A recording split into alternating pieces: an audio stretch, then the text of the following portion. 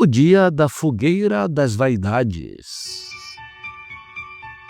Revesti-vos, pois, como eleitos de Deus, santos e amados, de ternos afetos de misericórdia, de bondade, de humildade, de mansidão e de longanimidade. Colossenses 3,12. Hoje faz 520 anos que o sacerdote Girolamo Savonarola acendeu a fogueira das vaidades em Florença, na Itália. Obras de artes, livros, cosméticos, vestes, etc. Tudo que ele via como objeto de tentação deveria ser queimado. Mas a popularidade de Savonarola declinou e no ano seguinte ele foi excomungado e executado.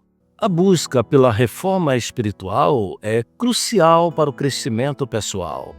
Porém, quando conduzida ao extremismo, ela pode distorcer os propósitos divinos e gerar divisões. Jesus nos chama a uma reforma fundamentada no amor e na graça, não no medo ou na imposição.